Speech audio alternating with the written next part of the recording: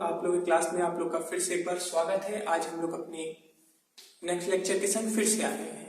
आज हम लोग जो बात करने वाले हैं प्रकाश में, हम ये टॉपिक डिस्कस करने वाले हैं कि उत्तल दर्पण द्वारा प्रतिबिंब का निर्माण किस प्रकार होगा। मतलब जब उत्तल दर्पण के सामने वस्तु को हम रखेंगे तो प्रतिबिंब का हमारे निर्माण किस किस तरीके से हो सकता है। ठीक है, तो सबसे पहले हम लोग करेंगे क्या, सबसे पहले उत्तल दर्पण को बनाएंगे। चलिए, पहले हम लोग जैसे पिछली बार भी हम लोग डिस्कस किया था कौन कौन सी स्थितियां थी, तो इस बार भी हम वही काम करेंगे। हम लोग सबसे पहले डिस्कस करेंगे कि उत्तल दर्पण पे कौन कौन सी स्थितियां पाई जाएंगी। तो सबसे पहले हम देखेंगे, वहां पे तो हम लोग के पास 6 स्थितियां थी। यहां पे कितनी बनती है चलिए देखते हैं। ये हमारा बन गया उत्तल दर्पण, ये हमारा बन गया ध्रुव। ध्यान दीजिए, जब भी हम लोग दर्पण बनाएंगे, कोई भी गोलीय दर्पण, दो ही होते हैं, कोई भी मतलब दो ही, उत्तल या अवतल। उत्तल बनाइए चाहे अवतल बनाइए, जब भी बनाइए सबसे पहले हमारा ध्रुव याद आना चाहिए, फिर मुख्य अक्ष याद आना चाहिए। उसके बाद हमारा अगला क्या होगा, बोलिए, फोकस और वक्रता केंद्र। अच्छा, अब एक बात हमको ये ध्यान से बताइए आप लोग कि हमारा जो फोकस और वक्रता केंद्र था, इधर था कि इधर था, सोचिए। देखिए, एक बात आपको ध्यान देना है, ये ध्यान दीजिएगा, इसमें कंफ्यूज मत होइएगा। हमारे अवतल की जब हम बात कर रहे थे, हम जब अवतल की बात कर रहे थे तो अवतल में इधर था, बट उत्तल में इधर नहीं रहेगा, उत्तल में इधर होगा। क्यों? क्योंकि जो ये हमारा दर्पण है ये किसी कांच के टुकड़े का हिस्सा है, और इसका जो कांच का टुकड़ा होगा वो पूरा कांच इधर कहीं होगा, इधर होगा, तो इसका केंद्र किधर होगा, हमारा केंद्र भी इधर होगा। और केंद्र जब इधर होगा तो इसका फोकस भी यहां कहीं होगा। ठीक है, कि हमारा फोकस और वक्रता केंद्र इधर है। अब देखिए, यहां पर हमको ये सबसे पहले डिसाइड करना जरूरी है, या ये जानना जरूरी है कि हमारा वस्तु हम कहां कहां रख सकते हैं। हम यहां पे वस्तु कहां कहां रख सकते हैं। तो देखिए, बीच में कोई भी बिंदु नहीं है, तो हम चाहे यहां रखें, चाहे यहां रखें, चाहे यहां रखें, यही बोल सकते हैं कि फोकस और अनंत के बीच में कहीं भी रख दीजिए।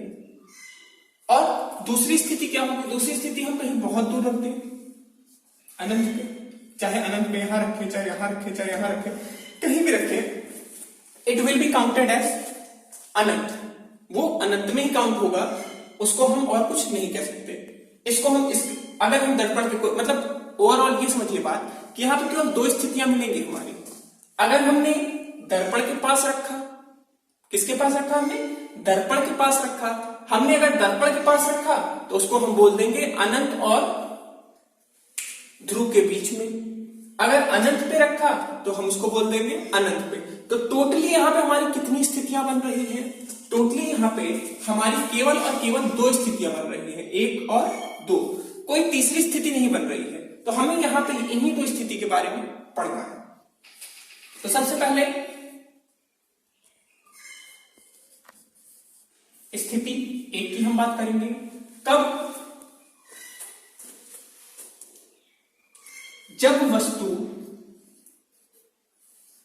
अनंत पे, चलिए इसको प्रॉपरली लिख लेते हैं, जब वस्तु अनंत पे हो। अब देखिए, जब वो वस्तु अनंत पे होगी तो हम कहां पे रखेंगे वस्तु को, अनंत पे रखेंगे। तो वस्तु को चलिए अनंत पे ले चलते हैं।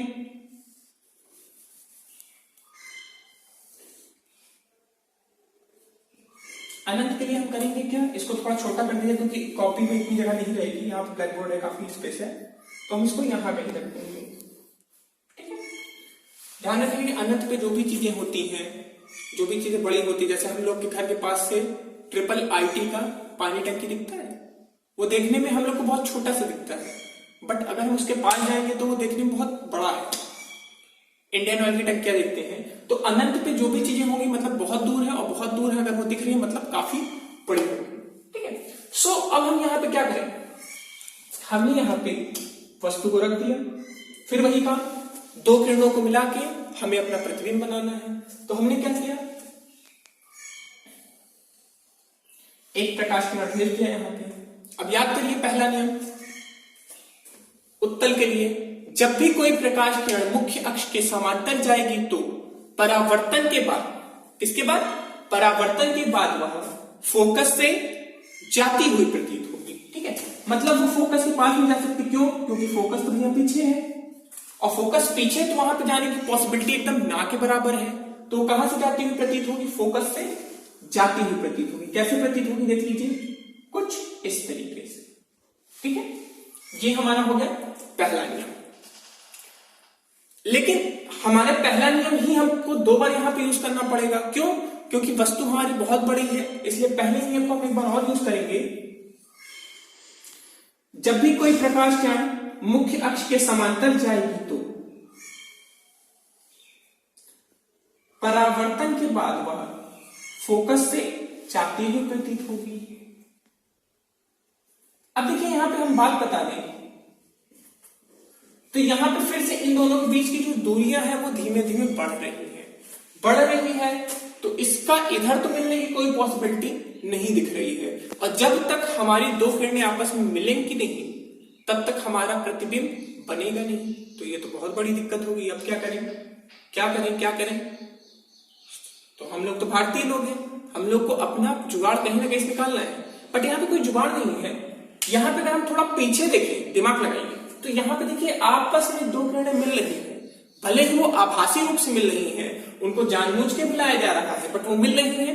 तो हमारा प्रतिबिंब कहां बन रहा है? कुछ यहां पे। किस बिंदु पर? फोकस बिंदु पर।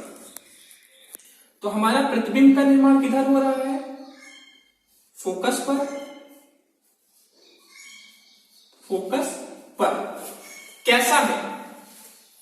अब फिर से बताइए, जब भी कोई चीज डॉटेड लाइन से रिप्रेजेंट की जाती है या जानबूझ के मिलाया जाता है तो वो क्या होता है? वास्तविक की आभासी। जाहिर सी बात है, आभासी। आप भी जानते हो कि जब भी प्रतिबिंब आभासी होता है तो सीधा होता है कि उल्टा? सीधा होता है। बट ये इतना छोटा है, बिंदु आकार का है, तो हम इसको सीधा या उल्टा लिखने का कोई मतलब नहीं। क्योंकि कोई चीज अगर बहुत छोटी है तो उसको वो सीधा रखिए चाहे उल्टा रखिए, जब आप उसको देख ही नहीं पा रहे हो सही से, तो सीधा या उल्टा लिखने का कोई भी मतलब नहीं है। तो हम इसको केवल आभासी प्रतिबिंब लिखेंगे। आभासी प्रतिबिंब। ठीक है, अगली चीज आकार। तो आप भी देखिए, ये तो कोई भी देख के फर्स्ट क्लास का बच्चा बता सकता है कि ये इतना बड़ा सा है और ये इतना बड़ा सा है। तो वस्तु का आकार प्रतिबिंब के आकार से बहुत बड़ा होगा। या प्रतिबिंब की बात करें, प्रतिबिंब के टर्म्स में बोलेंगे, प्रतिबिंब का आकार वस्तु के आकार से बहुत छोटा होगा। प्रतिबिंब का आकार वस्तु के आकार से बहुत छोटा होगा। बोलिए, आई बात समझ में आ गई होगी? नोट कर लीजिएगा इसको प्रॉपरली। अब हम अपनी दूसरी स्थिति की बात करें। हम अपनी दूसरी स्थिति पे चलते हैं।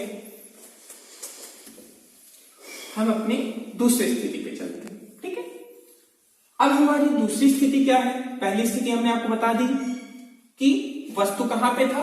अनंत पे था।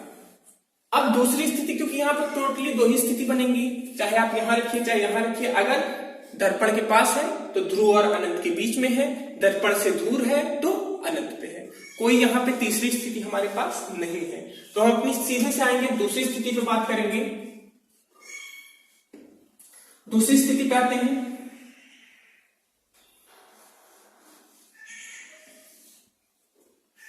ये हमारा बन गया परावर्तक पृष्ठ, ये बन गया हमारा ध्रुव, ये बन गया हमारा मुख्य अक्ष। ठीक है, अब दूसरी स्थिति है तो ये इसके कहीं पास पे होगा, हमने कर दिया।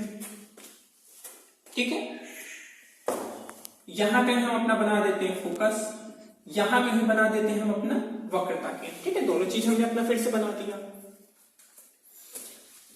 नियम यूज करना शुरू करें। पहला नियम, जब कोई प्रकाश किरण मुख्य अक्ष के समांतर जाएगी तो परावर्तन के पश्चात वह कहां से जाएगी? फोकस से जाती हुई प्रतीत होगी। चलिए इसको बना दिया, बट हमारा भी जो काम था वो तो नहीं हुआ ना। क्यों नहीं हुआ? क्योंकि यहां पे तो अभी एक ही किरण है, और एक किरण है तो प्रतिबिंब बनने का कोई भी चांस नहीं है। तो अब हम क्या करें? अब हम क्या करेंगे? यहां पे हम अपने तीसरे नियम का फॉलो करेंगे। जब कोई प्रकाश किरण वक्रता केंद्र पे जाती हुई, अब देखिए वक्रता केंद्र यहां कहीं है,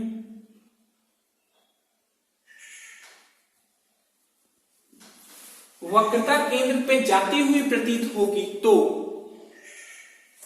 परावर्तन के बाद वह उसी मार्ग पर लौट जाएगी। तो बात तो यही है, ऐसे गई, अंदर नहीं जा पाए, परावर्तन हुआ, ट्यों वापस निकल गए घर से। ठीक है, अब देखिए हमारा जो प्रतिबिंब बन रहा है, फिर से आप देखिए कॉमन सी बात है कि दो के दोनों प्रकाश किरणों के बीच की दूरी क्या हो रही है? बढ़ रही है। ये ऐसे है, ऐसे, तो ऐसे कहीं तो मिलना नहीं है। सो अब क्या है, इसको फिर से हमने बैक पे ज्वाइन कर दिया।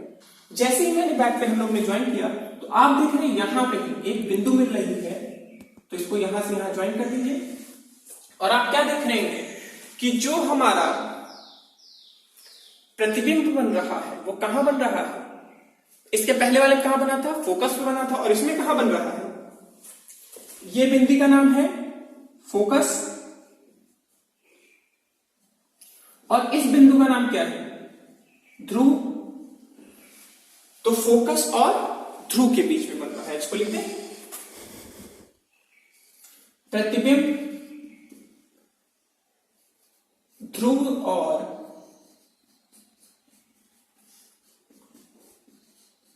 फोकस के बीच में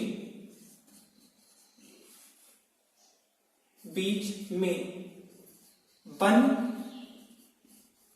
रहा है। ठीक है, अगला क्या होगा बेटा? अगला होगा फिर से वही बात करेंगे, कैसा बन रहा है? वास्तविक है, आभासी है।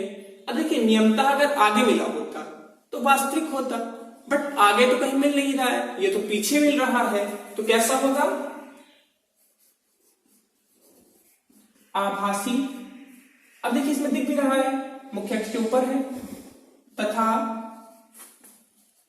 सीधा, आभासी तथा सीधा। ये हमारे 2 पॉइंट हो गए। तीसरा पॉइंट क्या होगा भैया? तीसरा पॉइंट ये होगा कि इसका आकार कैसा है। तो देखिए इसका आकार इतना है, इतना, इसका आकार इतना है, तो क्या लिखेंगे? प्रतिबिंब वस्तु के आकार से छोटा होगा। क्लियर बात? अब देखिए हमने प्रति लिख दिया है, डॉट लगा दिया, तो प्रतिबिंब है। आप लोग इस तरह मत लिखिएगा। बोर्ड एग्जाम में अगर आप लोग इस तरह करेंगे तो जो एग्जामिनर होगा वो बहुत खुश हो जाएगा, मोगैम्बो बन जाएगा और आपके नंबर काट लेगा। सो प्लीज ये चीज ट्राई मत करिएगा, हम टीचर हैं, थोड़ा अच्छा गलती हो गई, अगली बार हम भी पूरा लिखेंगे। ठीक है, सो इस चीजों को थोड़ा ध्यान दिया करिए कि जो भी चीज हो उसको प्रॉपर्ली समझ लीजिए। तो टोटल हमारे पास यहाँ पे 2 स्थितियां थी, और अगर हम बात करें तो 2 की दोनों स्थितियां यहाँ पे जो थी वो कैसी मिली? आभासी मिली। हम थोड़ा सा पुरानी की बात कर लेते हैं, अवतल की बात कर लेते हैं। तो टोटल आपको दर्पण में मिला के, अगर हम टोटल बात करें, पूरा का पूरा बात करें, तो कुल मिला के आपको दर्पण में 8 स्थितियां पढ़नी है। टोटल है 8 स्थितियां।